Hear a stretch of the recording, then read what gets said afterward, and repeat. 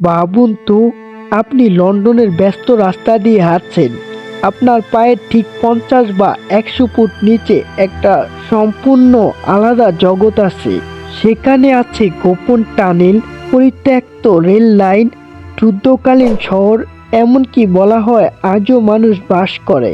কিন্তু প্রশ্ন হলো, এই শহর কে বানিয়েছিল, কেন বানানো হয়েছিল, আর সবচেয়ে ভয়ঙ্কর প্রশ্ন, আজও কি কেউ সেখানে আছে? আজকের ভিডিওতে আমরা ঢুকে পড়ব লন্ডনের নিচে লুকিয়ে থাকা সেই গোপন শহরের রহস্যে। লন্ডনের নিচে টানেল বানানোর ইতিহাস শুরু হয় প্রায় 1863 সালে। বিশ্বের প্রথম আন্ডারগ্রাউন্ড রেল, লন্ডন আন্ডারগ্রাউন্ড। কিন্তু মানুষ যেটা জানে না, এই রেলের আড়ালে তৈরি হচ্ছিল অনেক গোপন পথ ও অজানা সুড়ঙ্গ।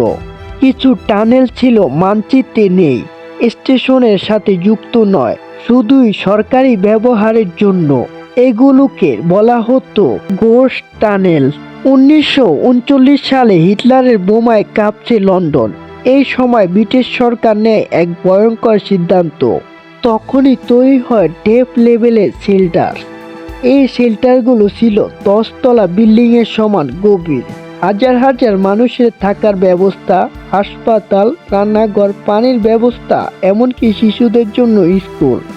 একটা শেল্টারে একসাথে 8,000 মানুষ থাকতে পারত। এটাই ছিল মাটির নিচে শহরের শুরু। এখান থেকেই দ্বিতীয় বিশ্বযুদ্ধ পরিচালনা করত উইনস্টন চার্চিল। এই বাংকারে ছিল গোপন ম্যাপ, শত্রুর লাইভ আপডেট, এমনকি চার্চিলের বিছানা।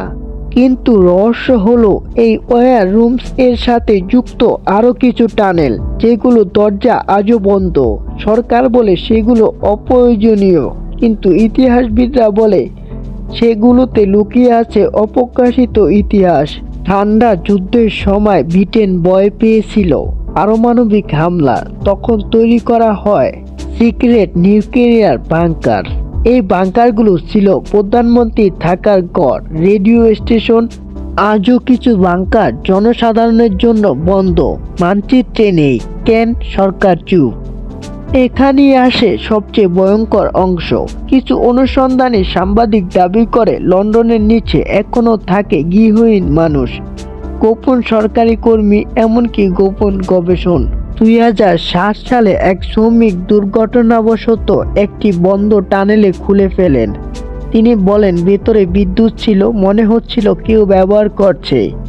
পরের দিন তাকে চাকরি থেকে বরখাস্ত করা হয়। সবকিছু যদি অতীতে হয়, তবে গোপন রাখার দরকার কি? বিশেষজ্ঞদের মতে জাতীয় নিরাপত্তা, গোপন প্রযুক্তি ইতিহাসের অন্ধকার অধ্যায়। আর কেউ কেউ বলে সত্য জানলে মানুষ আতঙ্কিত হবে। আজ আপনি জানলেন লন্ডন শুধু উপরের শহর নয়, লন্ডনের নিচে আছে একটা অদৃশ্য জগৎ, একটা নীরব ইতিহাসের একটা অমীমাংসিত রহস্য। কিন্তু শেষ প্রশ্নটা আপনাদের জন্য, যদি সরকার সত্যি কিছু লুকিয়ে রাখে, তাহলে আমরা আসলে কতটুকু জানি?